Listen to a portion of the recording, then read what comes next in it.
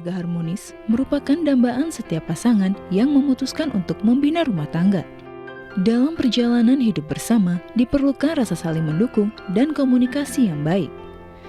Karena dalam sebuah pernikahan pasti akan ada ujiannya masing-masing.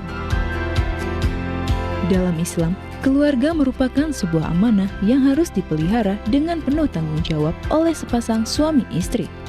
Lantas, bagaimanakah menjaga rumah tangga agar tetap harmonis? Sebaik-baik kalian adalah yang paling baik kepada keluarganya, dan aku adalah yang paling baik kepada keluargaku. Hadis riwayat Tirmizi. Dalam surat Al-Baqarah ayat 187.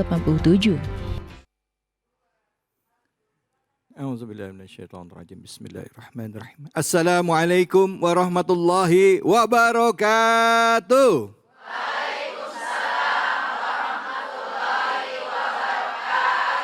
Alhamdulillah, Ibu sehat Bu? Alhamdulillah. Mari ibu-ibu dan juga pemirsa dimanapun saja Anda berada. Hari ini kita sama-sama panjatkan puji syukur atas kehadirat Allah Subhanahu wa Ta'ala. Tidak lupa kita berikan salawat dan salam kita kepada junjungan kita, manusia yang mulia Nabi besar Muhammad Sallallahu Alaihi Wasallam, beserta keluarga, sahabat dan umatnya yang setia hingga akhir zaman. Bu, semua orang kepengen rumah tangganya bahagia, betul apa betul? Begitu nikah, ijab kabul selesai, berasa dunianya itu pengennya jadinya rumah ya bahagia, punya anak keturunan yang soleh, soleha. Hari ini kita akan mengangkat tema yang insya Allah lekat dengan keseharian kita, yaitu mengenai rumah tangga, yaitu menjaga keharmonisan rumah tangga. Dan pada kesempatan hari ini, seperti tadi di awal kita sudah sama-sama menyimak ya pembacaan ayat suci Al-Quran yang menjelaskan juga tentang keluarga ya di dalam Al-Quran. Nah, untuk lebih jelasnya hadir bersama kita guru kita, yaitu hadir Al-Mukarram Dr. Erik Yusuf dan juga Ustadz Tamami. Assalamualaikum warahmatullahi wabarakatuh. Udah dipanggil dokter aja, baru ujian tertutup, terbukanya besok. Udah ujian tertutup itu, kalau udah ujian tertutup berarti insya Allah udah sah ya Bu ya. Amin. Dokter ya. Doain ya Bu. Amin, amin. Pak Dokter, terima kasih. Pak Ustadz Tamami, kita Mami. Ini kalau sama beliau bawaannya ceria aja Bu ya. Yang penting ketawa aja, senyum aja Ibu. Bawa seneng aja ya Ustadz ya. Bawa seneng. Betul sekali. Nah, ngomong-ngomongin soal bawa seneng, ini pasti ada hubungannya juga dengan diri kita sendiri ya. Pada saat kita ngerasa bahagia, sulit aja ya, hati kita yang penting, hati kita ngerasa tenang, yang sulit aja kadang-kadang bisa nggak kerasa. Nah, itu dampaknya ke rumah tangga. Nah, kuncinya di ibu, Pak. Betul nggak Ustadz? Silakan Ustadz penjelasan yang pertama, Fadol. Oke, Ustadz. Baik. Assalamualaikum warahmatullahi wabarakatuh. Kita seringkali mendengar tentang ketahanan keluarga, betul nggak? Karenanya sebuah bangsa itu bergantung terhadap apa? Terhadap ketahanan keluarganya, keharmonisan keluarganya, bagaimana pendidikan keluarganya. Jadi keluarga ini memang satuan terkecil yang akan memperlihatkan kesolehan sebuah bangsa, peradaban sebuah bangsa, betul nggak? Karenanya kalau kita lihat, apalagi ketika seorang ibu disebut madrasatul ula, ini penting sekali bagaimana seorang suami betul-betul menjaga agar supaya performance istrinya itu agar supaya tetap harus selalu bisa kemudian mengayomi keluarganya dengan ketenangan, ya kan? Agar supaya ibu-ibunya gak jadi istri-istri, gak jadi cerewet, gak jadi sedikit-sedikit marah sama anaknya, gak kemudian cubit gitu kan. Nah karenanya perlu yang namanya kerjasama antara suami dan istri untuk membangun tadi. Bagaimana keluarga ini bisa menjadi satu cahaya untuk kemudian membawa bangsa ini atau membawa masyarakat ini menjadi masyarakat yang soleh. Nah intinya jadi begini. Kalau kita lihat betapa yang namanya keharmonisan keluarga itu kalau tadi disampaikan ada hunna libasulakum wa antum libasunahunna.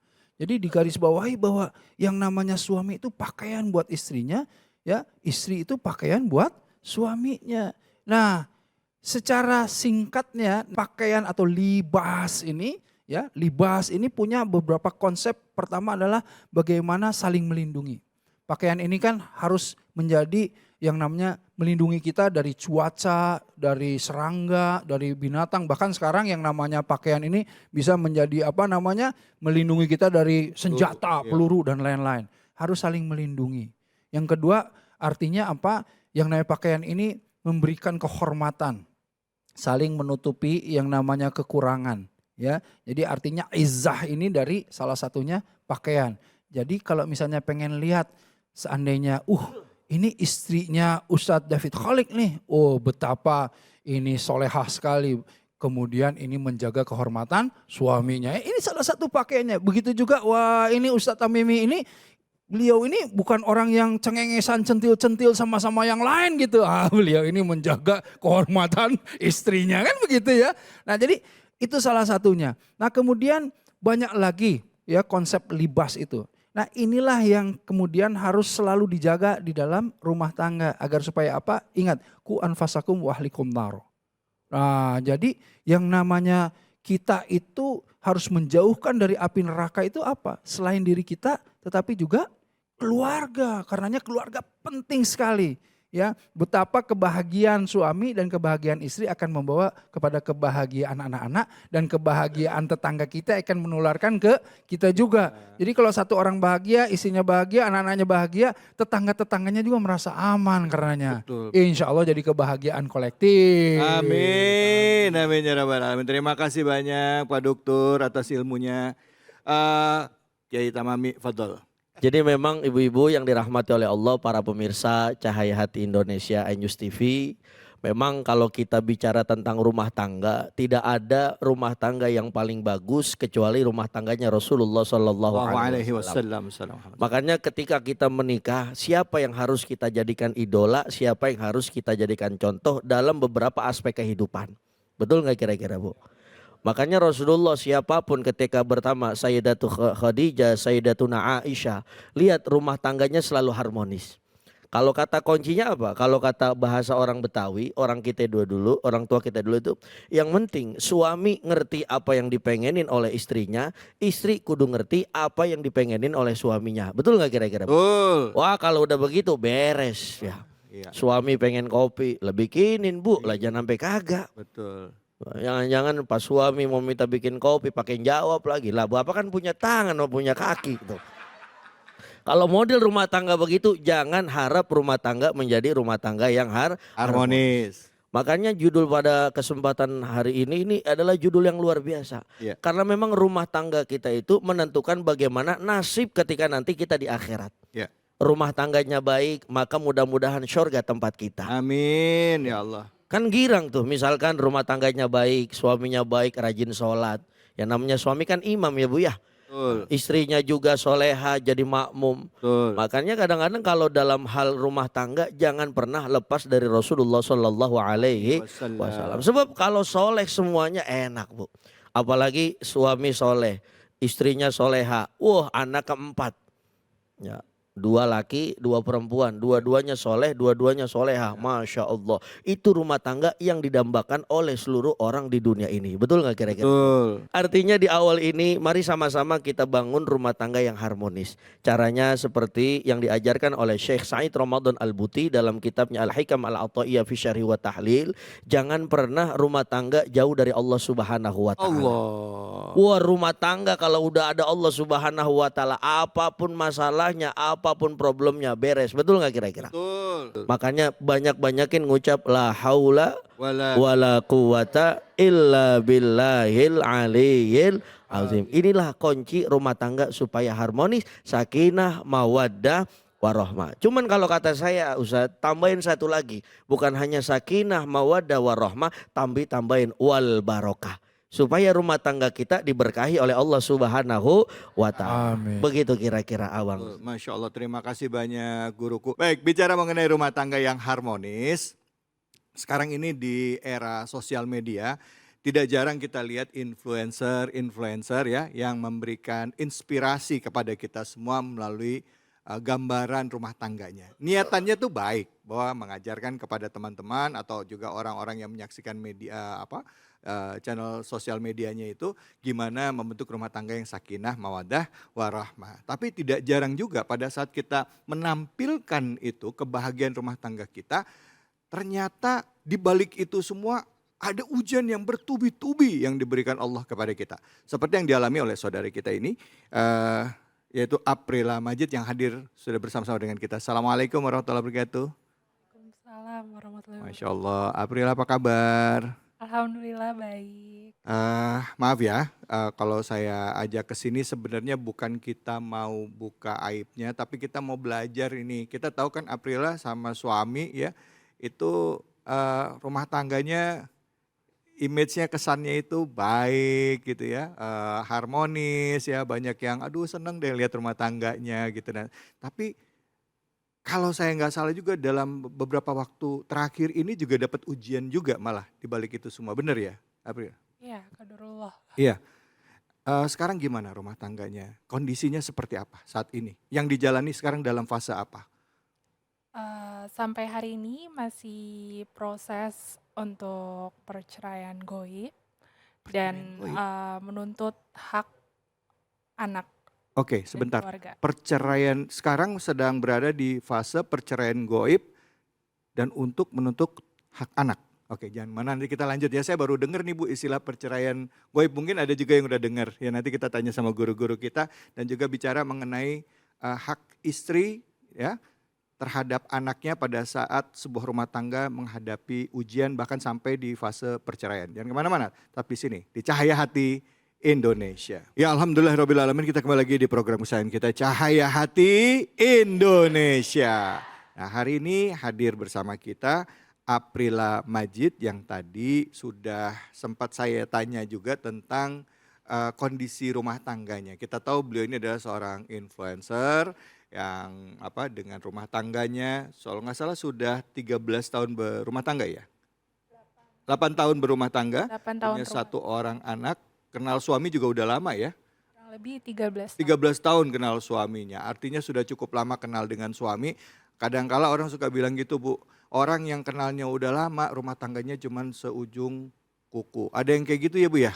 Ada yang kenalnya lama, deketnya lama, begitu nikah cuma 3 tahun. Nah kalau Aprila ini cukup lama pernikahannya 8 tahun, punya anak 2 orang laki-laki dan anak. perempuan. Nah boleh nggak ceritain sedikit rumah tangganya Aprila ini dari awal sampai akhirnya menuju perceraian gimana? Menurut Aprila sendiri sebagai orang yang menjalaninya. Aku kenal kurang lebih 13 tahun, saat itu dikenalin teman. Kita saling mengenal antara satu sama lain, keluarga, sampai akhirnya tunangan, menikah, alhamdulillah punya anak. Hidup keluarga kami alhamdulillah bahagia lahir dan batin saat itu. Sampai pada akhirnya 1 tahun yang lalu, 4 Mei 2023, suami saya menghilang. Oke, sebelum suami menghilang, figur suaminya Aprila itu seperti apa di mata Aprila? Sebagai seorang suami ya maksudnya ya. Suami yang sangat baik, Mm-mm. penyayang, bahkan menuntun saya dalam kebaikan. Menuntun dalam kebaikan. Maksudnya orang ini soleh juga, rajin Ya. ibadah juga rajin dan lain sebagainya begitu ya. Untuk kebutuhan di rumah tangga gitu, ke nafkah setiap bulan itu terpenuhi terus. Kita memang nggak berlebihan, tapi alhamdulillah tercukupi selama ini, Kak. Masya Allah, Masya Allah. Sebagai suami ya, hubungan suami dengan keluarga Prila gitu gimana? Sangat baik, bahkan saya kan anak satu-satunya dari mama papa saya. Mama papa saya memperlakukan dia sebagai anaknya bukan menantunya, sangat disayangin, bahkan nggak ada mertua yang memperlakukan menantu seperti anaknya sendiri, bahkan ulang tahun, bekalnya kalau ke kantor mama saya yang ikut. Allah. Saking sayangnya karena saat itu suami saya juga menyayangi orang tua saya seperti orang tuanya sendiri. Oke.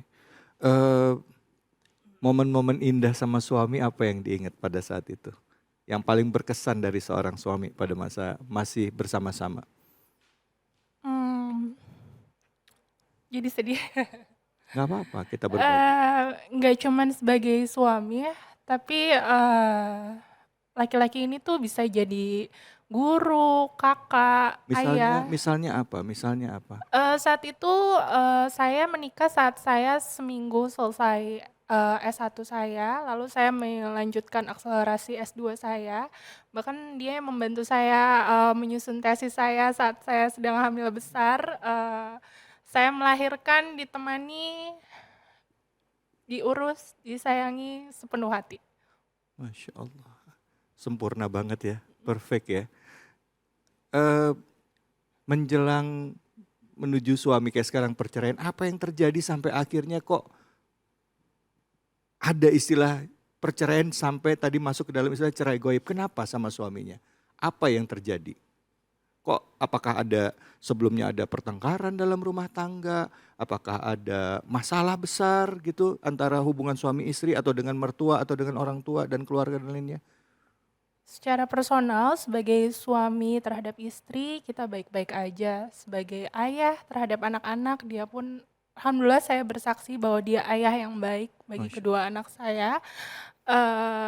Cuman memang, yang saya tutupi selama 1 tahun ini, dia memang punya masalah dengan orang lain. Kenapa saya tutupi? Karena saat itu dia masih suami saya dan saya menutup aib-aibnya. Oke, iya, itu udah berapa lama masalah itu terjadi? 4 Mei 2023, setahun lebih ya. Setahun lebih. Nah, dari setahun itu apa yang dilakukan suami sama Prila sampai akhirnya Prila, oke ini dia waktunya saya harus cerai. Karena kalau kita dengar ya Bu ya, suaminya sempurna, baik, ngurus suami. Apalagi kalau punya mantu yang seorang ibu apa mertua itu kalau udah nganggap mantunya anak itu nggak main-main, ya betul ya Bu ya? Sayangnya itu udah banget gitu loh. Apa yang akhirnya sampai terjadi perceraian, suaminya ngapain? Kenapa? Selama setahun ini saya sebagai istri, secara naluriah saya mencari dia, Mencari, emang suaminya menghilang? hilang.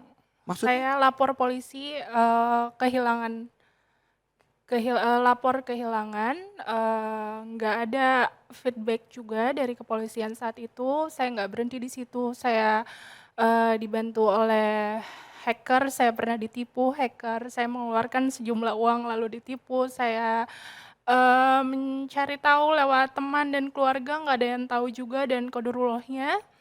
Setelah saya berusaha menutup ini di sosial media saya coba ikhtiar lewat jalur sosial media dan akhirnya, 2 bulan kemarin, nggak ketemu secara fisik, cuman saya mengetahui kalau ternyata dia sudah mengganti identitasnya, sudah ada perempuan lain, eee, dan dia bilang kalau sama perempuannya kalau, nggak pernah bahagia hidup sama saya, eee, dan yang bikin saya yakin lagi, dia bilang keluarga saya tidak memperlakukan dia dengan sangat tidak baik. Jadi, itu yang ngebuat saya, bulat untuk memutuskan untuk bercerai. Karena selama ini saya berusaha mencari karena saya takut terjadi apa-apa, tapi, dengan adanya fakta yang diberitahu oleh perempuan tersebut, saya kira tanpa bertemu pun saya sudah cukup untuk bulat memutuskan untuk bercerai. Sempat ngobrol sama suaminya? Enggak, jadi ditemukan di Palembang saat itu oleh hacker dibantu oleh netizen juga, netizen Indonesia.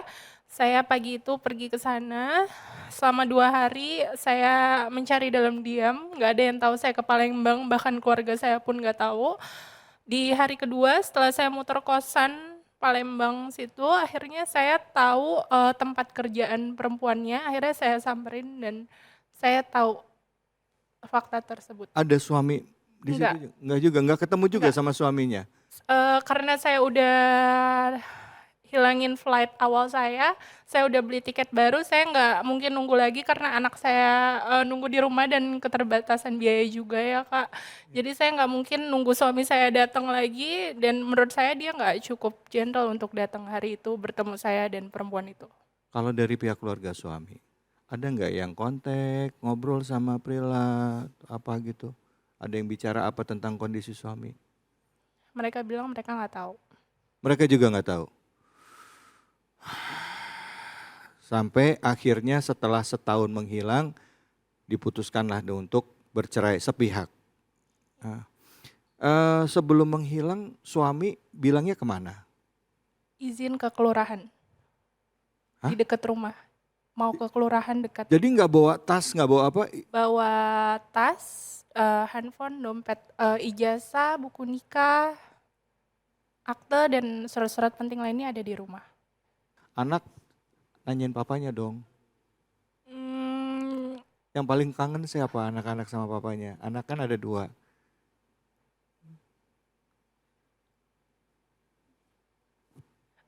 anak saya ada 2. Yang satu 6 tahun laki-laki, yang satu waktu dia pergi masih 1 tahun belum bisa bicara. Yang paling deket yang pertama karena deket banget sama ayahnya. Ayahnya adalah sosok ayah yang selalu ada gitu. Karena kan kita usaha bareng di rumah 24 jam bareng. Jadi dia benar-benar kehilangan, bahkan 3 bulan pertama anak saya sakit, bolak-balik ke rumah sakit karena nanyain ayahnya. Sempat dikira psikomatik sampai dirujuk ke psikiater.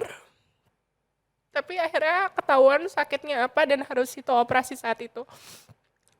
Sampai detik ini anak nggak tahu kebenarannya. Aku bilang kalau ayahnya kerja. Nanyain terus anak. Mm, Nanyain nama anaknya siapa Mbak? Zidan dan Alana. Hah? Zidan dan Alana. Didan dan Adidan yang sering nanya-nanya. Iya, Alana pun kata pertamanya saat bisa bicara setelah 2 bulan ayahnya pergi, kata pertamanya ayah.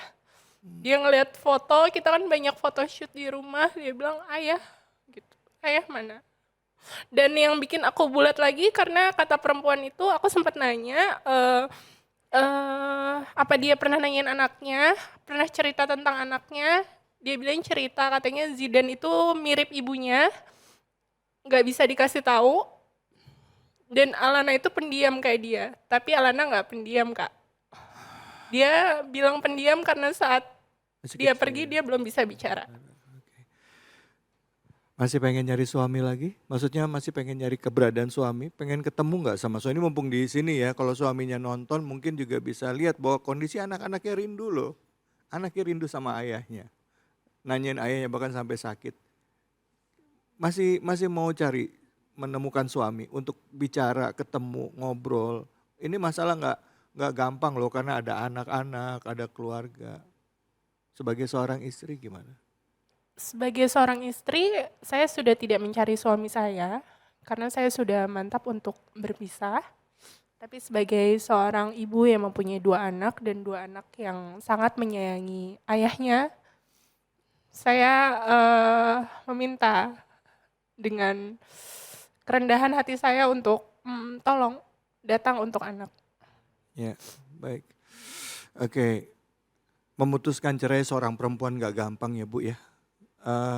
Kadangkala ya cerai itu di dalam Islam ya harus suami yang jatuhkan talak. Nah untuk kondisi seperti ini, seorang istri mengatakan tadi maksudnya jatuhnya cerai goib. Ini dari Prila atau dari suami yang menyampaikan minta cerai goib? Semenjak kejadian itu saya pulang dari Palembang, saya besoknya langsung ke pengadilan. Kata pengadilan karena nggak diketahui keberadaannya, maka saya harus mengurus surat goib, cerai goib ke kelurahan. Jadi memang dari pengadilan diarahkan seperti itu. Oke. Jadi dilampirkan surat kehilangan orang hilang, dilampirkan ke kelurahan, baru saya urus lagi ke pengadilan. Baik, terima kasih banyak. Kiai, guru-guruku, mohon pencerahannya. Pertama, jika ada penonton kita atau di antara ibu-ibu yang di sini ada saudara keluarga yang memiliki nasib yang sama atau mengalami kejadian yang sama dengan Prila, apa yang harus dilakukan? Silakan, Ustaz Fadl. Baik, tentu kita semua prihatin ya terhadap apa yang dialami oleh adik Prila ini ya. Insyaallah semoga kita doakan segala sesuatunya akan kemudian menjadi yang terbaik untuk beliau. Amin ya Allah, amin Ya, ya Allah. alhamdulillah ala kulli hal itu segala puji bagi Allah terhadap apapun yang Allah tetapkan. Amin. Dan kita berharap bahwa ini adalah satu bentuk ujian yang akan meninggikan derajat beliau, menggugurkan dosa-dosanya Amin, semua. amin ya Allah. Amin. Nah, tetapi ini mohon maaf sekali karena Anda juga nggak terlalu paham permasalahannya, tetapi ini menurut Anda nih mesti tabayun klarifikasi yang tegas ya, karena boleh jadi masih banyak fitnah di sini. Jadi di depan kamera ini insya Allah ya, Anda menyampaikan jika suami adik Aprila ini melihat atau ada yang kemudian mengenalnya, tolonglah sebagai seorang laki-laki datang dan jelaskan. Ya, terserah keputusannya apa, tapi datang, tabayun, klarifikasi dan jelaskan. Ya, karena apa? Karena kalau kita tadi mendengarkan, ya mungkin De Aprilia juga belum mengisahkan bahwa suami tadi mempunyai berbagai masalah yang sampai akhirnya pergi meninggalkan. Nah, masalah-masalah ini Anda nggak terlalu paham juga ya, tetapi ini kan yang harus dijelaskan, Ya. gitu. Jangan sampai misalnya ada seorang wanita ini yang menjadi jembatan dalam informasi atau komunikasi. Karena kan ini bisa tambah bisa kurang begitu loh. Ya, betul. Nah, ini mesti ketegasannya di sana dulu ya. Jadi di acara ini alhamdulillah insyaallah nih Ana ingin hadir. Nah, kemudian tadi masalah cerai gaib. Ini memang istilah yang asing yang kita dengar ya. Tetapi ini ternyata ada dalam undang-undang di pengadilan agama ya. Jadi ini nih begini, gaib itu kan artinya sebetulnya tidak hadir atau tidak terlihat atau tidak tampak gitu ya. Jadi seseorang yang hilang ya bisa disebut menjadi apa? Menjadi gaib. Nah, cerai gaib ini adalah seorang misalnya De Aprilia ini yang kemudian memohon keadilan dengan datang ke pengadilan untuk apa? Untuk meminta keadilan dengan cara apa? Dijatuhkan talak gaib artinya dari cerai gaib itu. Kenapa? Karena orangnya nggak ada. Ya. Dan kalau kita lihat di sigot taklik ya sebetulnya perjanjian ketika kita nikah ya, Iya. ketika akad nikah kan Akad ada nikah biasanya suami ya kita Baca. baca zigot taklik. Di situ Zigot ada taklik. beberapa hal Betul. ya. Salah satunya adalah jika seandainya saya sebagai selaku suami 3 bulan berturut-turut. selama 3 bulan berturut-turut tidak memberikan yang namanya nafkah lahir maupun batin, jatuhlah talak saya kan. Ya? Hafal banget tuh. Nah kemudian dari sanalah kemudian ada landasannya bahwa hukum positif juga mengambil dari bagaimana hukum yang namanya agama. Nah disinilah sebetulnya cerai gaib tersebut. Ya, dan ini bisa kemudian diproses karena apa? Karena tadi menuntut keadilan. Ya. Nah, tetapi gaib yang kita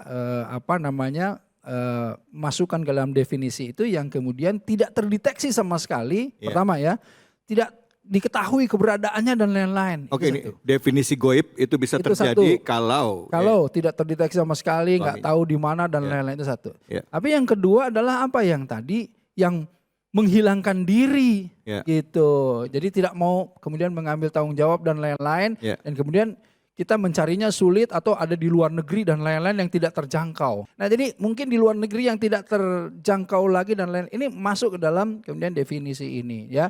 Dan insya Allah saya tadi juga menyampaikan bahwa insya Allah ikhtiar tetap. Ikhtiar tetap karena apa? Karena kita ini harus menegakkan al-haqq yang sebenar-benarnya. Keadilan agar supaya ini juga adik datang ke sini kan sebetulnya syiar. Agar supaya jika ada seandainya hal yang seperti ini lagi, bagaimana cara kemudian solusinya atau menempuh tahapan-tahapannya. Kurang lebih seperti itu dan kita tentu doakan ya. Insya Allah semoga ada solusi yang terbaik. Makasih Pak Dokter. Silakan Kiai Fadl. Ya, baik, memang setiap keluarga, setiap rumah tangga punya ujiannya masing-masing. Ya Bu ya, betul nggak kira-kira Bu? Mungkin Mbak Aprilia Majid diuji oleh Allah dengan jalannya sendiri, kita pun diuji oleh Allah dengan jalan kita masing-masing. Begitu juga yang dialami oleh Rasulullah Shallallahu Alaihi Wasallam. Meskipun semesra-mesranya Rasulullah dengan Sayyidatuna Aisyah, ya Rasulullah punya ujiannya ketika berumah tangga. Iya. Nah, dengan kasus yang saat ini ada di depan kita, bagaimana cara kita untuk menanggapinya? Yang pertama tentu saja apapun yang terjadi di dalam kehidupan, masalah apapun kita harus berhusnuzon kepada Allah Subhanahu wa taala. Iya. Mungkin ini jalan nanti Allah akan mengangkat derajat daripada Mbak Aprilia dunia Amin ya maupun Allah. Amin akhirat ya ya. Allah. Amin. Karena kan setiap ujian pasti akan ada tingkatannya ya Bu. Kita misalkan sekolah SD kelas 1, mau naik kelas ke kelas 2 ada ujiannya. Mau naik lagi kelas 3 berarti ada ujiannya. Dan- Maka anggaplah ini adalah ujian yang mana nanti Allah akan mengangkat derajat kita semuanya. Amin ya robbal alamin. Amin. Apalagi kalau urusan begini-gini, misalkan tadi ada istilah cerai goib ya. Goib ya. Ya, misalkan keberadaannya tidak tahu di mana, tapi kan Allah Subhanahu wa taala Maha melihat, Ya. Maha tahu. Sudah seumpama kita sudah berikhtiar maksimal sampai tadi saya dengarkan, dibela-belain terbang ke Palembang ya kan. Maka jangan pernah meninggalkan yang namanya ikhtiar jalur langit. Ya, artinya ya bangun saja 2:30 sholat tahajud, minta petunjuk kepada Allah. Kan di dalam Al-Quran dikatakan fatahajjat bihi nafilatan lak asa ayyab'atha rabbuka maqamam mahmuda. Mudah. Terus mungkin Mbak April sudah ikhtiar secara duniawi. Coba sekarang ikhtiarnya secara jalur langit. Allah. Tahajud 40 hari, 30 hari. Syukur-syukur mudah-mudahan tahajudnya tidak berhenti sampai masalah ini selesai. Masya Allah. Sebab kalau bahasa orang tua, orang-orang Betawi begitu. Sehebat apapun masalah kita, ada Allah yang maha besar, ada Allah yang maha penolong bagi kita semuanya. Allahu Akbar. Ya, betul nggak kira-kira Bu? Betul, betul, Ya, betul. bangunnya 2:30. Kita ambil berwudu, sholat tahajud. Allah kan maha mendengar. Apa aja doa kita pasti Allah dengar. Allahu Akbar. Al-Baqarah ayat 186. Wa idza sa'alaka ibadi anni fa inni qarib. Ujibu da'watad da'i idza da'ani falyastajibu li wal yu'minu bi la'allahum yarshudun. Wah, Allah 2:30 usolli sunat tahajud di rakaataini lillahi ta'ala. Allahu Akbar. Assalamualaikum ya Allah. Udah lama gak ketemu suami, ya Allah. Pengen ketemu lagi sama suami biar urusan beres. Al-Fatihah tuh. Sholat lagi 2 rakaat lagi. Sholli sunat aja, Allahu Akbar ya Allah. Anak-anak udah begini ya Allah, bagaimana nih? Mudah-mudahan ketemu bapaknya. Al-Fatihah. Sering kita ulang-ulang seperti itu, maka Allah tidak akan pernah bosan mendengar doa-doa kita sebagai hambanya Allah Subhanahu wa ta'ala. Maka kita doakan mudah-mudahan beliau masalahnya cepat diselesaikan oleh Allah Subhanahu wa ta'ala. Kita harus yakin ya Bu ya, setiap ujian yang dialami hambanya Allah, setiap ujian yang dialami oleh umat Rasulullah Sallallahu Alaihi Wasallam, ini adalah salah satu jalan Allah akan mengangkat derajat kita semuanya. Amin ya robbal alamin. Kira-kira begitu Ustaz David. Baik. Terima kasih banyak guruku. Jadi boleh nggak saya pertegas lagi? Apakah boleh Aprila menempuh jalur tadi cerai goib? Nah, sebelum ke cerai goib, apakah harus ada lewat tahapan-tahapan yang lain dulu nih? Ini kan udah mantep ya kayaknya cerai goib ya. Udah proses di pengadilan. Jadi proses cerai goib dan menuntut hak anak dan keluarga. Yang boleh saya bertanya ya Pak Ustadz, apakah saya boleh menuntut hak kami, aku dan anak-anak aku lewat jalur hukum, karena memang saya menikah sah atas negara dan agama, dan itu ada pasal-pasalnya yang bisa dituntut. Kedua, apa dengan saya menyebar ini lewat sosial media, mencari keberadaannya, adalah menyebar aib keluarga, karena sebelumnya saya menutup rapat-rapat masalah yang ia hadapi, namun setelah ini mencuat ke masyarakat, menjadi pertanyaan bagaimana suami yang baik pergi begitu saja. Makanya saya akhirnya setelah pertimbangan panjang saya sampaikan ada masalah gitu, tapi menjadi kontra gitu di orang lain. Ini adalah menyebar aib gitu. Iya. Jadi kalau nggak dikasih tahu juga masalahnya berlarut-larut, tapi terpaksa lah harus mengambil tindakan ini bagaimana gitu ya? Gitu ya. Silakan Kiai guruku. Ya. Baik, yang pertama memang tadi permasalahan hukumnya ya.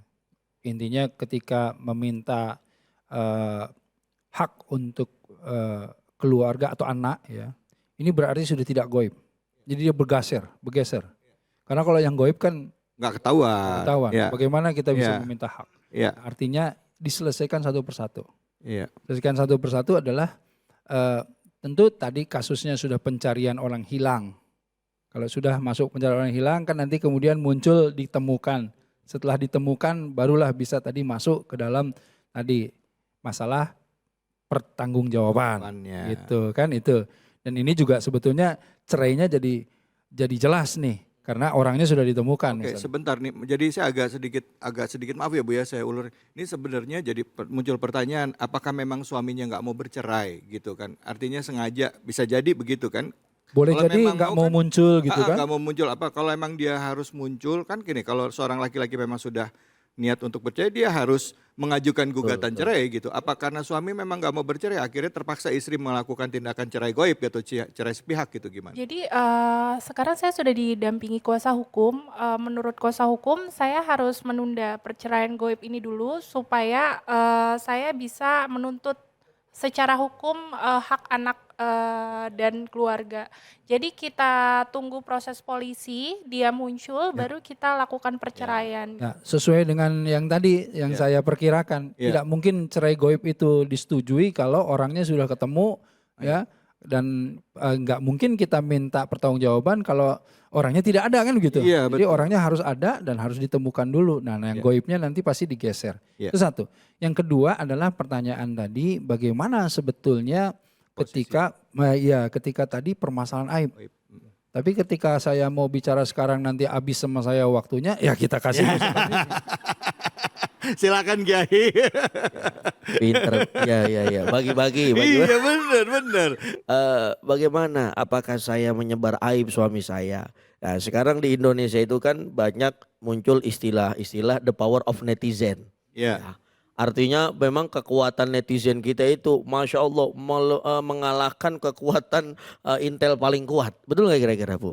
Apapun kasusnya, sedetail apapun, wah bajunya warna ini, sampai sendalnya ketahuan tuh.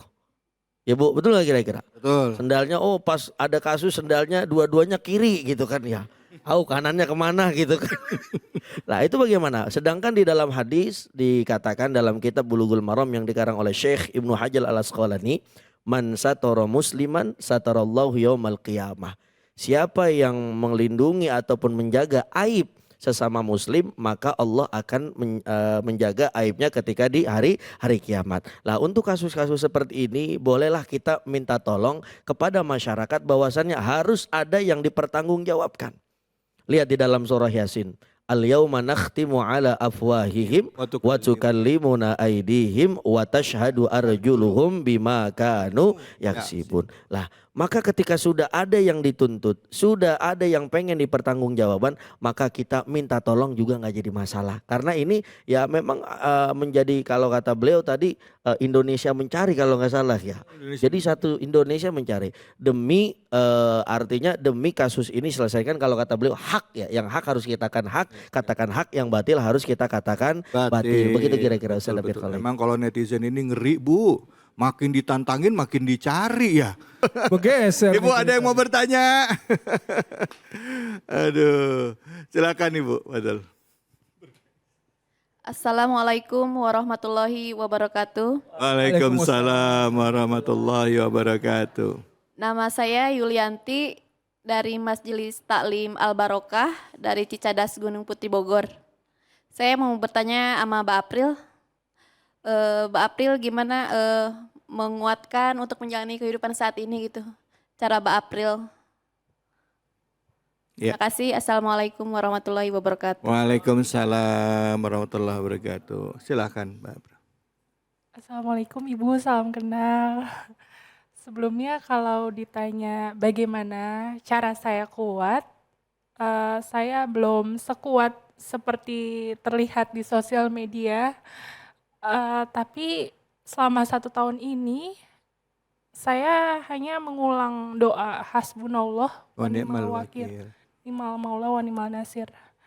Hanya Allah sebaik-baiknya pelindung dan penolong saya, dan alhamdulillah ya Pak Ustadz, saya bersaksi gitu, Allah nggak ninggalin saya. Allahu Akbar, Allahumma sholli. Selama 1 tahun ini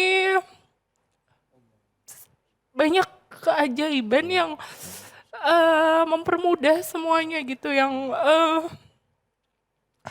bahkan nggak habis pikir bagaimana saya bisa melewati 1 tahun ini gitu. Orang-orang yang saya percaya bisa menemani di titik terendah saya seakan lupa ingatan.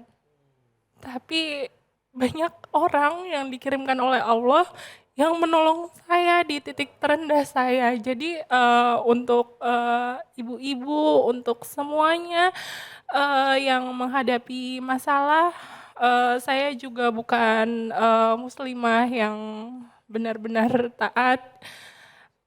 Tapi saya pun begini aja sangat dibantu sama Allah, dan qadarullah-nya sampai di titik ini Allah. bahkan saya diundang oleh Allah lewat jalur teman-teman ke Baitullah, Masya Allah. Allah salam Muhammad sallallahu diundang untuk datang ke Baitullah. Karena masalah Karena ini. masalah ini, Masya Allah.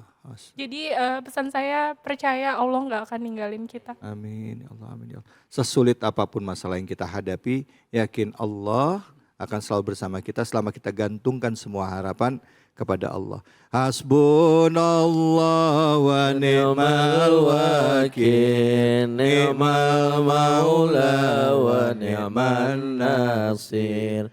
Hasbunallah wa ni'mal wakil, ni'mal maula wa ni'man nasir. Terima kasih banyak Mbak Aprila, guru-guruku terima kasih, dan juga Ibu sebagai penanya, jadi terima kasih. Kita juga dapat belajar banyak dari apa yang dialami oleh Mbak Aprila, dan kita doakan dari hati yang paling dalam, dan juga kita mohon doa kepada seluruh pemirsa Cahaya Hati yang ada dimanapun saja berada.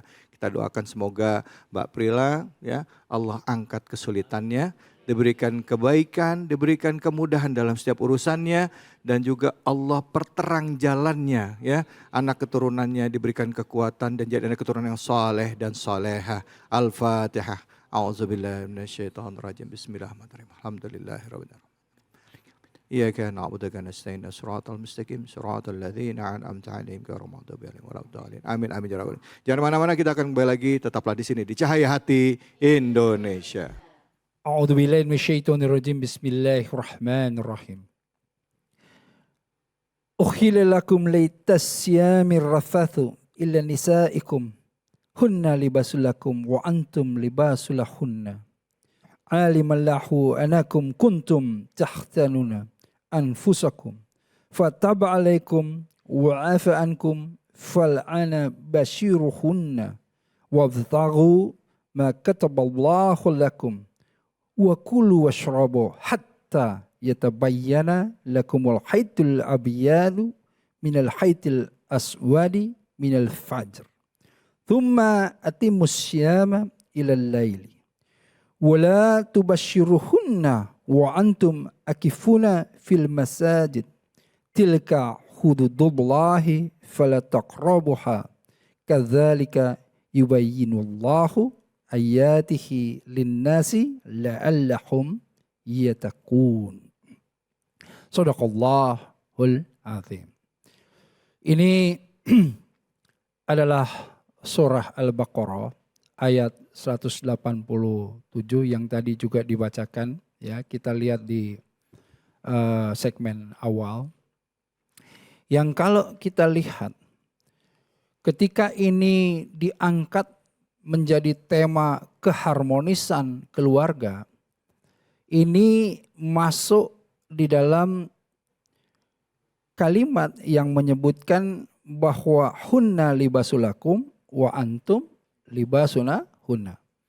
Bahwa hunna istri ya, istri-istri karena ini jamakmu itu sebagai pakaian untukmu, dan kamu itu laki-laki suami juga pakaian untuk istri. Kita lihat ya di dalam tafsir Ibnu Katsir ya, ini disampaikan begini.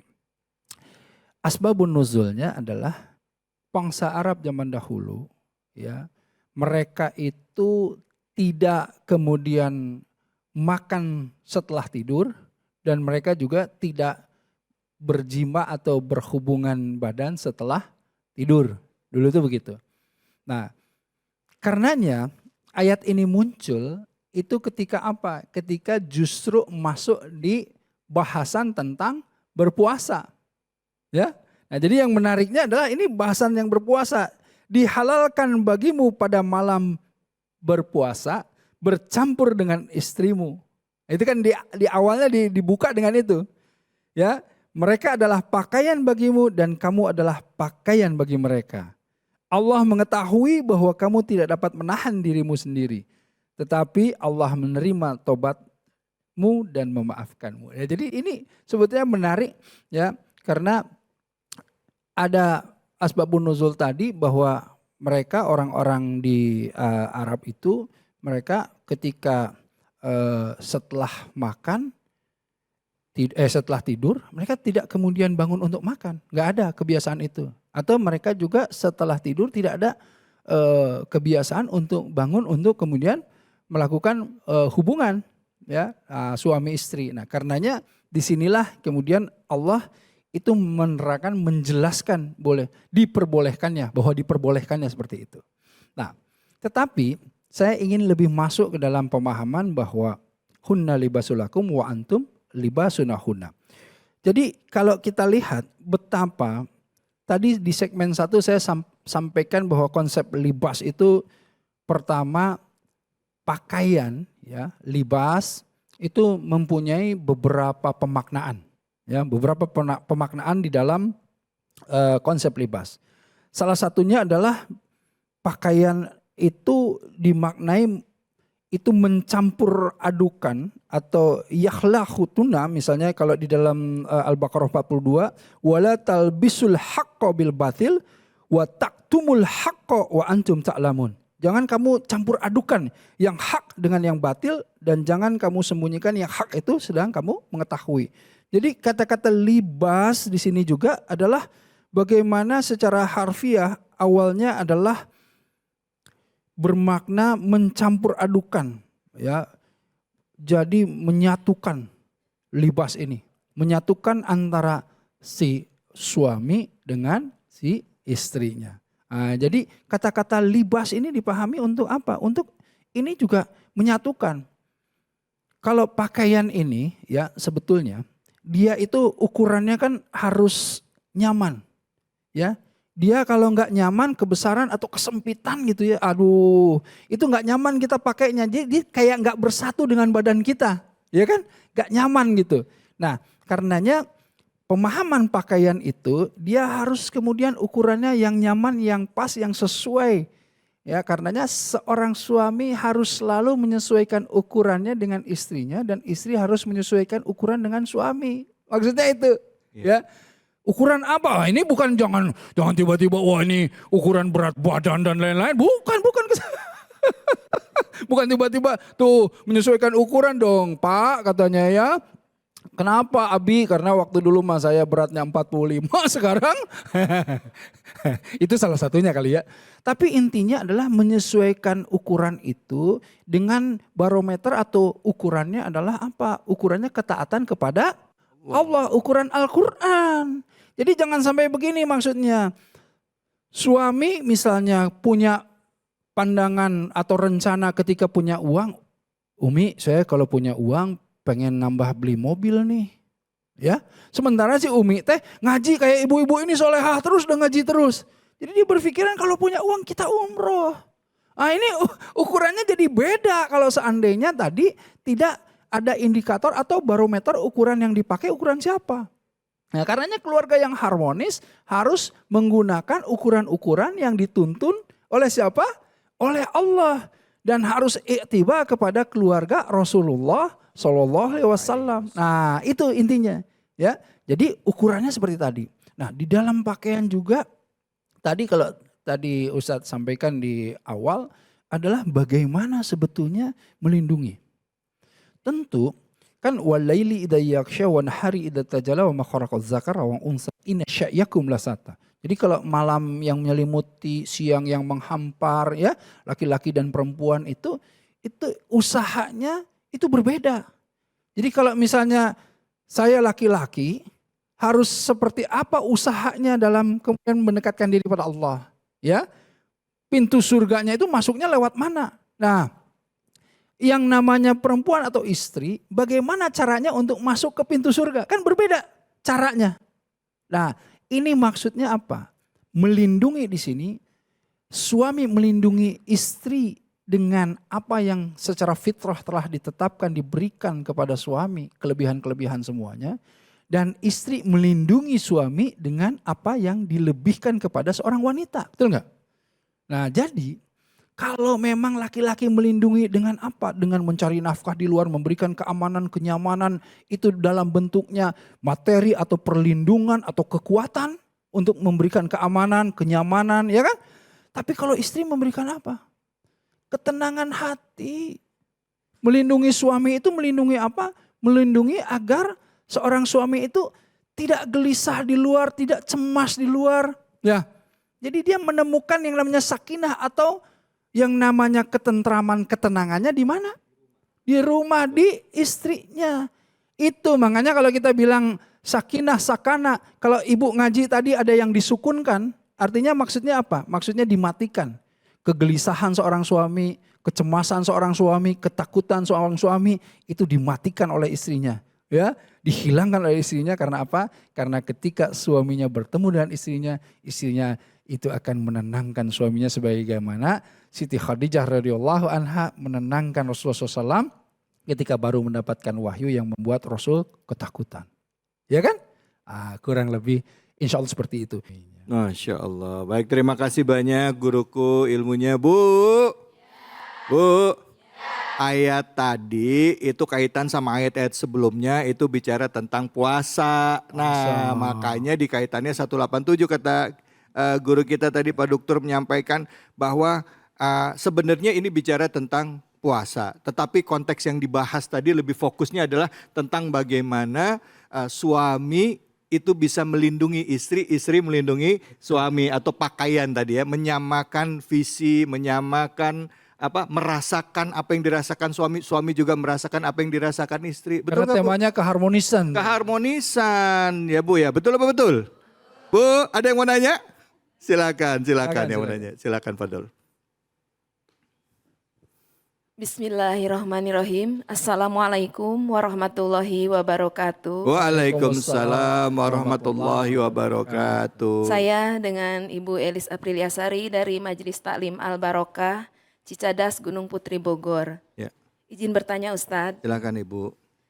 Jika terjadi pertengkaran dalam keluarga, apakah boleh kita cerita kepada orang lain atau sebaiknya kepada siapa kita bercerita?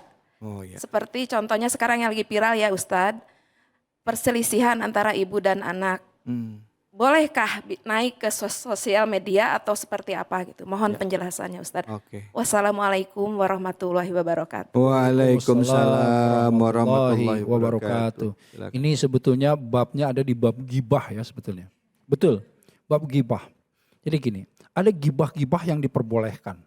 Gibah apa sih yang diperbolehkan? Salah satunya adalah gibah ketika seseorang ini ingin meminta fatwa atau mencari keadilan.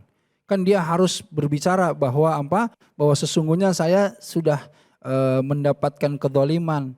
Oleh siapa? Oleh seseorang ini. Zolimnya kenapa? Saya takut gibah. Kan gak mungkin, dia harus bicara kan gitu. Nah makanya dia harus berbicara tentang masalah itu. Nah tetapi ini harus dengan niat, cara dan aturan yang benar. Apakah sosmed ini benar? Dalam beberapa hal tentu sosmed ini atau netizen atau yang disebut dengan curhat di ini itu akan membawa keburukan, kemudaratan yang banyak. Ya kan? Karenanya kalau perselisihan itu harusnya tentu harus dimusyawarahkan dulu di antara suami dan istri. Kalau seandainya ini tidak bisa, cari orang yang kemudian bisa menjadi apa? Menjadi penengah untuk mengislahkan gitu. Kalau juga tidak bisa, kemudian memakai aturan-aturan yang sudah kita tuntun bersama. Kenapa? Jadi inilah yang merejus ya, atau kemudian akan membuat dampak buruknya akan menjadi semakin kecil.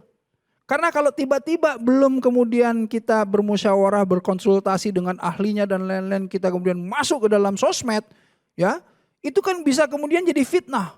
Belum, nanti suami lihat, istriku ini ngapain ini posting-posting, maksudnya apa? Oh nanti dia posting juga, malah jadi besar dan lain. Apalagi tadi dalam kasus kita lihat sendiri.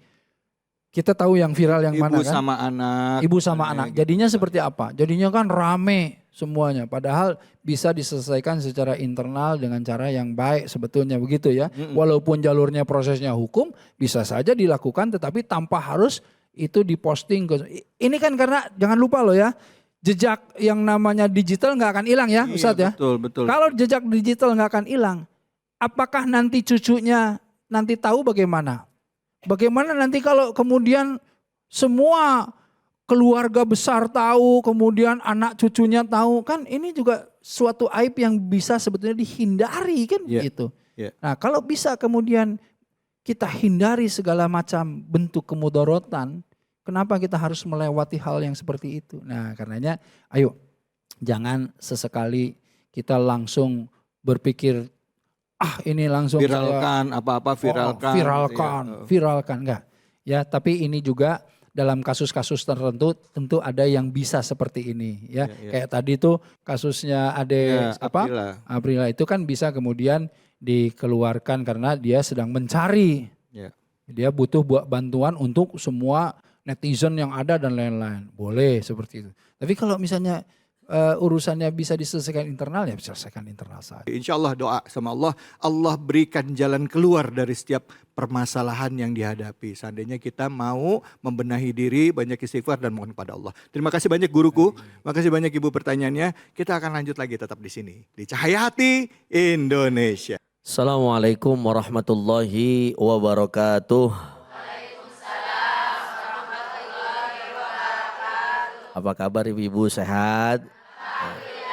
Ibu-ibu yang dirahmati oleh Allah Subhanahu wa taala, pada kesempatan kali ini kita membahas tidak lebih dan tidak jauh dari hal rumah tangga.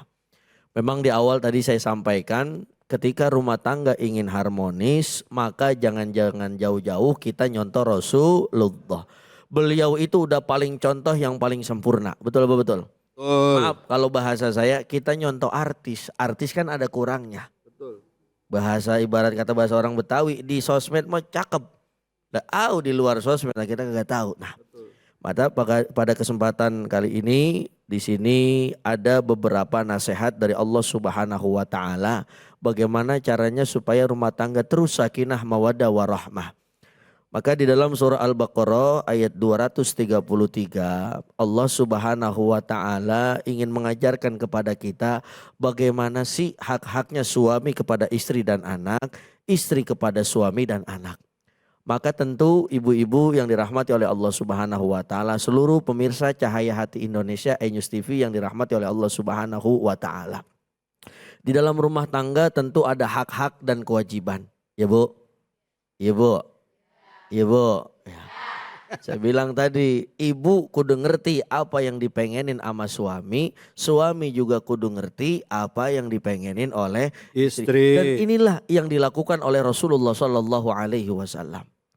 Di dalam surah Al-Baqarah 233 dikatakan, wal walidatu yurdi'na auladahunna haulaini kamilaini liman arada ayyutimma radha'ah. Wa 'alal mauludi lahu rizquhunna wa kiswatuhunna bil ma'ruf. Nah, di sini Allah ingin mengajarkan kepada kita pertama tentang persusuan radha'ah. Ya, artinya seorang ibu kalau mau anaknya bagus, anaknya baik, maka kalau kita lahir itu kita susuin anak kita selama berapa lama? 2 tahun. Nah, itu batasnya. Nah, setelah 2 tahun apa yang harus kita lakukan? Tentu memberikan pertama ya pendidikan yang bagus, pendidikan yang baik. Tentu pendidikannya adalah yang pertama pendidikan agama. Kenapa? Karena ini yang akan menjadi pondasi kehidupan dia bukan hanya ketika kecil tapi nanti sampai besar. Betul Pak betul? Ibu punya anak soleh, punya anak soleha, kira-kira seneng apa enggak? Wah Bu, kita kan bakal meninggal dunia. Siapa nanti yang akan bikin bangga kita sebagai orang tua? Tentu anak-anak kita. Kita meninggal dunia jam 2:30 pagi. Anak kita karena emang bisa ngaji, lulusan pesantren, ilmu agamanya bagus. Enggak kudu manggil ustadz, bisa baca Yasin. Udah coba, maaf anak kagak dikasih didikan agama. Meninggal kita 2:30, ngetok-ngetok ustadz dulu. Assalamualaikum ustadz, iya kalau ustadz bangun. Nah kalau ustadz baru pulang acara, apa kata ustadz? Ya elah masih nanggung diketok baik. Betul Pak betul? Betul. Coba anaknya bisa baca Yasin. Ya Allah, ibarat kata kita meninggal dunia, tenang meninggal dunia. Kenapa? Meninggalkan anak yang soleh dan soleha. Coba ibu meninggal, anaknya nggak bisa baca Quran. Nyalain YouTube. Surat Yasin. Iya. 83 ayat. Yasin wal Qur'anil Hakim. Iklan lewat. Itu kalau bahasa orang Betawi, kalau kita bisa hidup lagi di jewer kita sama emak Iya, kita. betul, betul, betul, betul. Makanya pentingnya pendidikan agama. Anak kita itu harus diberikan pendidikan agama. Supaya apa? Supaya mengenal siapa Tuhannya. Lihat bangsa Indonesia kalau kita saksikan berita, ya Allah nangis kita. Iya. Maaf ya Bu ya. Beberapa kasus pembunuhan ini, pembunuhan itu. Kenapa? Karena tidak didasari oleh ilmu agama. Selain ilmu agama, apa yang harus diberikan? Di sini di dalam suratul Baqarah ayat 233, kita juga harus memperhatikan pakaiannya. Makanya ayo bapak-bapak yang ada di rumah, jangan lupa Pak, hak kita kepada istri kita, hak kita kepada anak kita. Ayo pikirin tuh anak pakaiannya, ya kan? Kalau anak pakaiannya cakep lah, bapaknya girang. Ibu pakaiannya cakep, siapa yang girang? Suaminya. Ketika istrinya baik, istrinya soleha, istrinya cantik, laki kebagian bagusnya. Betul gak kira-kira? Maka sebagai seorang suami jangan pelit sama istri. Makanya saya diajarin sama guru saya, kalau kata guru saya, sesusah apapun kita punya uang, tapi sayangi 2 wanita hebat di dunia. Siapa yang pertama? Pertama istri kita, kedua ibu kita. Enggak akan ada ruginya harta kita habis untuk istri dan ibu kita. Betul Pak betul? Betul. Wah ibu sama istri kalau udah angkat tangan, doanya nembus langit itu Bu. Allah. Ya betul gak kira-kira? Betul, betul, betul. Artinya di sini Allah ingin mengajarkan kita, ayo keluarga kita kasihkan pertama pendidikan yang bagus, yang kedua jangan lupa pakaiannya juga bagus. Di sini ada kalimat bil ma'ruf dalam kitab tafsir Ibnu Katsir, bil ma'ruf artinya adalah tidak kurang tapi juga tidak berlebihan. Artinya bi ghairi israfin au taqtirin. Begitu kira-kira Ustaz. Iya, baik, terima kasih banyak Ustaz. Bu, jadi suami itu kewajibannya memberikan nafkah dan juga memberikan pakaian. Itu maksudnya bisa jadi diartikan kiasan perlindungan gitu ya Kiai ya. Dan juga memenuhi semua kebutuhan laki, kebutuhan anak, kebutuhan istri. Baik, Ibu ada yang mau bertanya silahkan. Fadhol. Bismillahirrahmanirrahim. Assalamualaikum warahmatullahi wabarakatuh. Waalaikumsalam warahmatullahi wabarakatuh. Perkenalkan nama saya Ibu Emma Sulastri dari Majelis Taklim Al-Barokah Gunung Putri Bogor. Begini Pak Ustadz, saya mau tanya, anak saya itu selalu bilang ke teman-temannya kalau bapaknya itu sudah meninggal. Padahal masih hidup Pak Ustadz, itu gimana Ustadznya?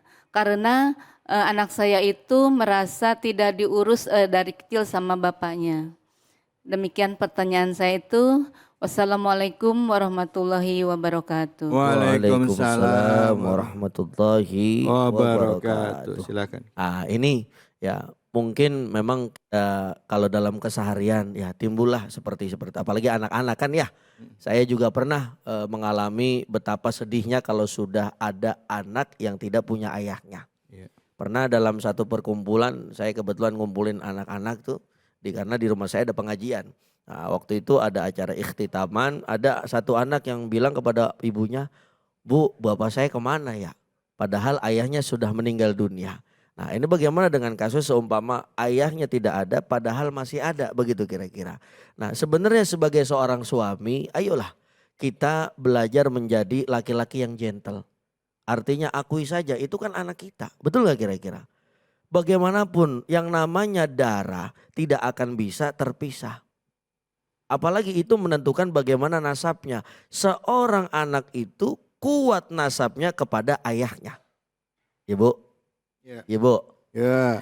Kuat kepada ayahnya. Lah ayahnya itu makanya di dalam surah Al-Baqarah ini dikatakan wa 'alal mauludi lahu rizquhunna wa qiswatuhunna. Allah telah menegaskan bagaimanapun harus nafkah kepada anak-anak kita yang kandung wajib hukumnya.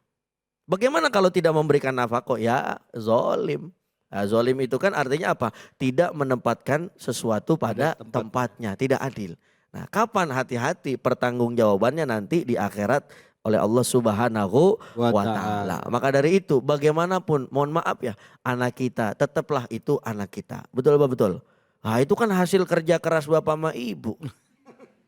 Ibu, ibu, lah usaha kita. Iya. Banyak loh, maaf ya Ustaz David, banyak orang-orang yang sudah nikah tahunan tapi Allah belum kasih rezeki anak. Kalau ngelihat orang lain ya Allah rasanya pengen banget kayak dia. Betul. Nah, cuman kan kadang-kadang maaf ya Bu, kadang-kadang ya orang yang udah dikasih kagak bersyukur. Ya, termasuk misalkan tadi kita belajar dari kasusnya Mbak April. Memang belajar ikhlas itu agak sulit Bu, tapi yakinlah kalau kita ikhlas kepada Allah Subhanahu wa Ta'ala semua akan berjalan lancar. Lihat di dalam surah Yasin, ittabi'u man la yas'alukum ajra wa hum muhtadun. Bagaimana sikap kita Pak Ustadz? Ya sudah Bu, ikhlas saja. Memang sudah jalan kita seperti itu, tapi jangan takut. Allah Subhanahu wa Ta'ala akan selalu bersama kita. Ketika kita baik kepada Allah, Allah akan baik kepada kita. Begitupun dengan anak-anak kita. Amin ya robbal Alamin. Nah, Ustadz hukumnya apa nih Ustadz? Kalau seorang istri tahu ya bapaknya anak-anak masih hidup, tapi karena maaf ya, karena perceraian ya marah, kesel sama suaminya, dibilang aja suaminya udah nggak ada, udah mati. Nah iya, maaf ya Bu ya, perempuan suka gitu ya Bu ya. Betul. Bapak lu mana? Bapak lu udah mati, gitu kan. Maaf nih saya ngomongnya kasar ya, tapi ada yang kayak gitu. Dosa nggak gitu? Pas ditanya kuburannya di mana, lah tahu ya kan. Ya. Jangan Bu, kita yang hak kita katakan hak. Ya udah bilang saja, mohon maaf nak, ibu sama ayah sudah tidak bersama lagi. Jangan dibilang mana bapak udah mati. Ah itu bahaya Bu. Bener nggak? Dosa kita justru. Artinya apa? Menyembunyikan kebenaran. Kebenaran kan itu harus ditonjolkan. Meskipun itu pahit. Makanya dalam dulu kita mondok di pesantren ada kalimat kulil haqqa walau kana murran. Katakanlah meskipun itu pahit. Kita bilang sama anak kita, mah bapak kemana sih? Ya udah kagak ada, bapak cerai. Terus tiap hari nanya, jangan sampai, ya kan anak-anak kita kan apalagi yang kecil tuh. Pasti nanya mulu, bapak mana, di mana. Ya di mana, ya kan ya. Dijawab sama ibunya, tahu ya. Ya artinya ya kita katakan meskipun itu pahit. Nah karena apa? Karena memang orang tua harus tahu siapa anaknya. Anak harus tahu siapa orang tuanya. Masya Allah, terima kasih banyak Ustadz. Bu, udah jelas ya Bu ya. Bu ya, bapaknya kalau emang sampai ada pisah atau apa ingetin itu bapaknya tetap ada. Jangan dibilang udah nggak ada ya. Mudah-mudahan Allah ampuni dosa-dosa kita. Anak kita jadi anak yang soleh dan soleha, bisa memaafkan kesalahan orang tua. Jangan kemana-mana, kita akan lanjut lagi. Tetap di sini di Cahaya Hati Indonesia. Bu, Bu, saya mau pantun boleh? Dari Indramayu ke Pulau Samosir. Kita ngaji yuk, hayu sama Kiai Munawir ngacir. Assalamualaikum. Waalaikumsalam warahmatullahi wabarakatuh. Iya. Alhamdulillah. Baik Kiai. Alhamdulillah. Sehat. Kiai. Alhamdulillah ya. Terima kasih kita ketemu lagi Kiai. Alhamdulillah. Hari ini seperti biasa kalau sama Kiai Munawir ngacir, kita akan nginget lagi cara baca Quran yang benar. Tapi kayaknya nggak cuma baca Quran ya. Betul. Kadang-kala ada doa-doa yang sering kita bacakan, cuman cara penyebutannya mungkin salah ya kan. Kiai kali ini kita mau belajar apa Kiai? Mau belajar doa mau tidur. Doa? Mau tidur. Doa sebelum tidur ya pada saat kita mau tidur gitu ya. Yeah. Yuk kita lihat yuk ini dia gimana cara membaca doa sebelum tidur. Silakan. Halo Kak. Halo, Kakaknya hafal doa sebelum tidur gak? Afal. Boleh dong Kak bacain. A'udzubillahi minasyaitonirrajim. Bismillahirrahmanirrahim. Bismika Allahumma ahya wa bismika amut. Shadaqallahul azim. Bismillahirrahmanirrahim. Bismika Allahumma ahya wa bismika amut. Aduh nggak apa lagi Mbak. Allahumma bismika. Aduh apa lagi Mbak? Nggak tahu. Allahumma bismika, dia antara ketuker Allahumma janibna sama Allahumma bismika ketuker. Itu sebetulnya kerjaan sehari-hari. Iya. Karena di situ ada punya tujuan. Tujuannya apa? Agar di dalam tidur itu nggak mimpi yang buruk ya Bu. Iya. Ya Bu ya. Ya. Ibu suka mimpi buruk nggak? Ketahuan bener ya. Ya Allah. Bismillahirrahmanirrahim. Assalamualaikum warahmatullahi wabarakatuh.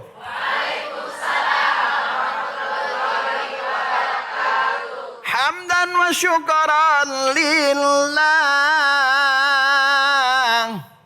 Allah. Para pemirsa Cahaya Hati Indonesia yang selalu dirahmati oleh Allah Subhanahu wa taala. Semoga para pemirsa dan juga yang ada di studio insya Allah bareng-bareng nanti mendapatkan syafaatul uzmah nanti di yaumul akhirah. Amin. Ya robbal. Ya robbal.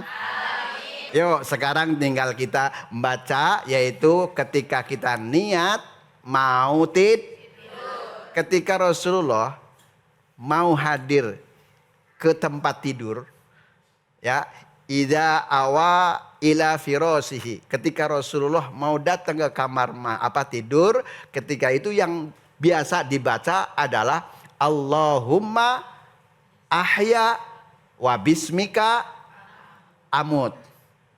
Ini paham apa enggak nih? Iya. Yang biasa dibacakan bismika ahya wa bismika amut. Itu juga boleh.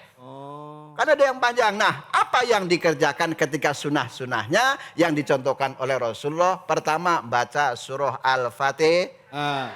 Ini yang dicontohkan oleh Rasulullah. Yang kedua, surah Qulhu. Tahu surah Qulhu? Surah Al-Ikhlas. Kan orang dulu boleh nggak ngomong surah Qulhu? Boleh. Yang ketiga yaitu surah Al-Falaq. Qul. Ya kira-kira.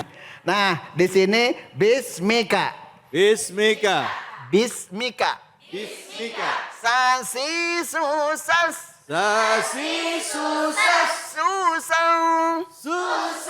Sani sasna.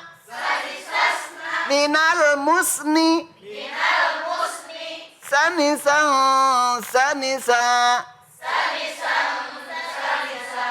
Coba suruh apa namanya?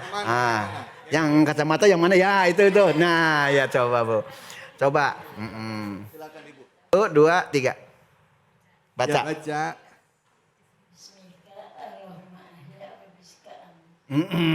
Ini kayak ada bisika. Ya Allah.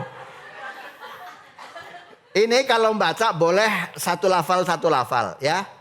Kalau hadis boleh. Tapi kalau Al-Quran pun juga boleh, tapi harus tahu tata caranya, makroknya, bacaannya ya. Ya Bu ya. Biar nggak salah nih kalau Al-Quran takut dosa enggak. Ya. Bismika Allahumma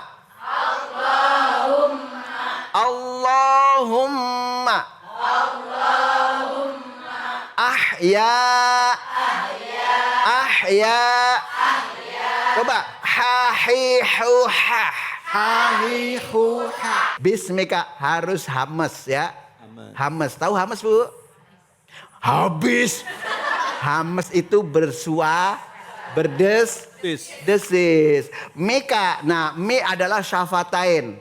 Tempatnya di bib. Susah amat ngomong bibir. Allah. Tuh. Terus kemudian kaknya juga hamas. Kakiku kak. Beda lagi yang satu. Duduk ketawanya ntar Bu. Kakiku kok. Bedain dengan apa yang hamas. Kakiku kak. Allahumma. Di sini dibaca tafhim, Bu. Bu. Taf. Artinya apa, Bu? Top. Pinter berarti ya. Alhamdulillah. Gunung Putri. Ya nggak? Ya Allah. Ketebal. Nah, tidak boleh dibaca tarkik. Kalau dibaca tarkik Allah, ya enggak? Kalau di sini Allah. Humma mim bertas. Dibaca deng. Tempatnya dihid. Pegang coba hidungnya, Bu.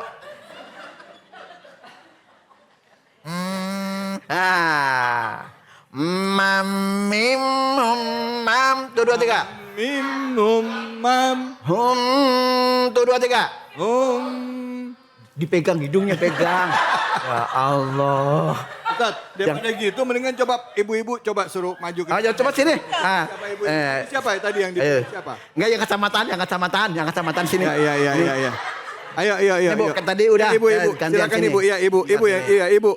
Ibu. Oh ya, di sini. Silakan. Oke. Nang Hati-hati kacamata kejek. Nang kacamata kejek. Nang ning. Ya Allah. Assalamualaikum. Namanya saha?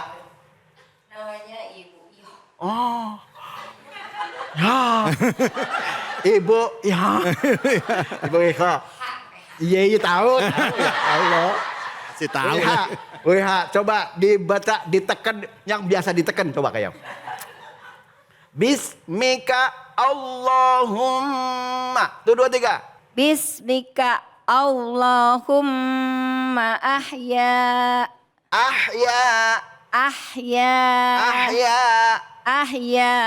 Iha. Namaku. Yeah. Nah, itu haknya ya, itu kan di tenggorokan, tenggorokan. Coba dibaca wabismika wa amut. Terus lanjutannya. Wabismika amut. A-nya panjang pendek.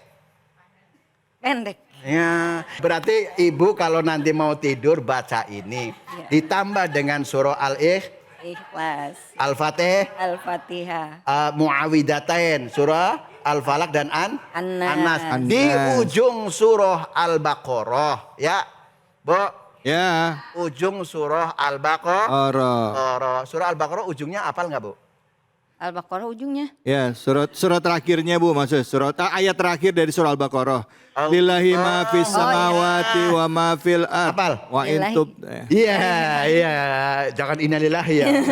Ya Allah. Dibaca atau gimana? Ya, baca Bu, baca. Silakan. Bismillahirrahmanirrahim. Lillahi ma fis samawati wa ma fil ard. Wa in tubdu ma fi anfusikum aw tukhfuhu yuhasibkum bihillah. Ilal akhiril ayah. Sadaqallahul azim. Alhamdulillah. Mudah-mudahan ini apal satu alhamdulillah, satu Al-Qur'an apal. Bu. Ya. Satu Al-Quran, alhamdulillah apa? Alhamdulillah doang. Ya Allah, alhamdulillah. Mudah-mudahan ini sedikit tapi menjadikan peringatan buat kita ya Bu ya. Biar satu tidurnya nyenyak dan juga mimpi bisa bertemu dengan Rasulullah sallallahu. Apakah Pak Ustadz sudah pernah ketemu Rasulullah? Susah. Badannya masih kotor. Yuk kita praktekkan di rumah, ajarkan kepada anak-anak kita, saudara-saudara kita. Insya Allah ini bermanfaat. Mudah-mudahan esok bisa berjumpa kembali di lain kesempatan. Coba tangannya diangkat semuanya Bu. Sekian, Assalamualaikum warahmatullahi wabarakatuh. Makasih Kiai ilmunya. Sama-sama. Jadi ternyata sebelum tidur Rasulullah sendiri bacanya tidak hanya bismika Allahumma ahya wa bismika amut, tapi juga dari Al-Fatihah, Al-Ikhlas, Al-Falaq, An-Nas, terus Al-Baqarah tadi ya, bisa di tengah juga ayat kursi juga termasuk juga akhir dari surah Al-Baqarah. Terus bahkan juga ada yang melengkapi sebelumnya itu jangan lupa sholat witir dulu. Bahkan sebelum tidur. Tambahan Wudhu sebelum tidur ya. Habis itu bersih-bersihkan apa namanya tuh? Tempat tidurnya. Baru deh baca doa. Baca doa. Jadi kadang-kala ya itu hal-hal yang seperti itu suka kita lewatin ya. Yang penting kita mulai sholat isya. Katanya gitu. Dari sholat isya. Terus mulai dari habis sholat isya, dahulukan waktu tidur, jangan kemalaman ya kan. Ambil tadi sholat witir, wudhu, bersihin tempat tidur, baca doa yang tadi sampai. Itulah aturan agama Islam yang luar biasa. Terima kasih banyak Kiai ilmunya. Sama-sama. Baik, alhamdulillah rabbil alamin. Alhamdulillah hadir juga bersama kita sekarang ada Pak Dr. Erik dan juga sudah bergabung bersama kita Kiai Tamami dan ibu-ibu serta pemirsa yang ada di rumah. Di penghujung acara ini mari sama-sama kita berdoa kepada Allah Subhanahu wa taala. Semoga Allah jadikan rumah tangga kita sakinah, mawaddah, warahmah. Rumah tangga yang penuh dengan kebahagiaan, keberkahan bagi kita semua. Untuk itu kami persilakan kepada Pak Dr. Kiai Haji Erik Yusuf, kami persilakan Fadl. Baik, mari kita sama-sama menyatukan doa kita yang di rumah juga semuanya. Ayo sama-sama kita bermohon kepada Allah. A'udzubillahi minasyaitonirrajim. Bismillahirrahmanirrahim. Allahumma sholli wa barik salim ala sayyidina Muhammadin wa ala alihi wasallam. Ya Allah. Allah subhanahu malikul kudusus salamul mu'minul muhaimin azizul jabbarul mutakabbir. Ya Allah, ya muqallibul qulub thabit qulubana ala dinik ya Allah. Thabit qulubana ala taatik ya Allah. Ya Allah, di hari yang baik ini bersama orang-orang yang baik ini, di acara yang baik ini ya Allah. Dengan menyebut nama-namamu ya Allah, ijabah doa-doa kami ya Allah. Ya Allah, Engkaulah yang membolak-balikkan hati kami ya Allah. Tetapkan hati kami ini dalam keimanan kepadamu ya Allah. Tetapkan hati ini dalam ketaatan kepadamu ya Allah. Ya Allah, Engkaulah yang menguasai hati ini ya Allah. Condongkan hati ini terus dalam kebaikan kepadamu ya Allah. Ya Allah, ya hayyu qayyum bi rahmatika astaghits. Aslih lisani qul takilni nafsi tarfatain hadi minan nas. Ya Allah, Engkaulah yang menghidupkan kami. Engkaulah yang mengurusi kami. Engkaulah yang merawat kami setiap detiknya ya Allah. Ya Allah, dengan rahmat-Mu kami memohon pertolongan-Mu ya Allah. Perbaiki kehidupan kami ya Allah. Perbaiki kehidupan keluarga kami, saudara-saudara kami ini ya Allah. Ya Allah, bangsa kami ini ya Allah. Para pemimpin kami, orang-orang tua kami, anak-anak kami ini ya Allah. Perbaiki kehidupan kami ya Allah. Ya Allah, jauhi kami dari bala bencana, dari mara bahaya, dari kerusakan, dari kemudaratan, dari kemaksiatan, dari seluruh apapun yang buruk bagi kami. Jauhkanlah sebagaimana Engkau jauhkan barat dan timur ya Allah. Mudahkanlah ujian-ujian kami ya Allah. Tuntunlah, bimbinglah ya Allah. Jangan Kau hukum kami jika kami lupa atau bersalah ya Allah. Ampuni kami ya Allah. Dan jangan Kau biarkan kami dengan ujian kami walau sekejap mata pun ya Allah. Terus hadirlah bersama kami, ihdinas syiratal mustaqim. Tunjukkanlah jalan yang lurus, jalan yang Engkau ridha ya Allah. Ya Allah, jadikanlah keluarga kami keluarga yang sakinah, mawadah, warahmah ya Allah. Satukanlah kami dalam cinta kepadamu ya Allah. Jadikanlah kami orang-orang yang saling mencintai ya Allah. Dan satukan cinta kami di dalam jannah-Mu ya Allah. Rabbana taqabbal minna innaka antas samiul alim wa tub alaina innaka antat tawwabur rahim. Rabbana atina fid dunya hasanah wa fil akhirati hasanah wa qina adzabannar. Subhana rabbika rabbil izzati amma yasifun wa salamun ala mursalin walhamdulillahi rabbil alamin. Amin amin ya rabbal alamin. Terima kasih banyak guru-guruku sudah memberikan ilmu pada hari ini kepada kami semua dan juga terima kasih pemirsa atas kebersamaan kita hari ini. Terima kasih ibu-ibu dari Gunung Putri yang sudah meluangkan waktunya untuk hadir di sini.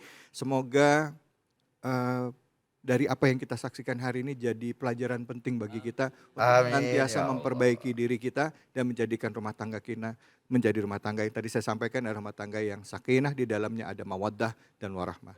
Saya David Halik undur diri. Billahi fisabilil haq fastabiqul khairat wallahu muwaffiq ila aqwamit thoriq wa billahi taufiq wal hidayah. Assalamualaikum warahmatullahi wabarakatuh. Waalaikumsalam warahmatullahi wabarakatuh. Astaghfirullah Rabbal baraya. Astaghfirullah minal khataya. Astaghfirullah Rabbal baraya.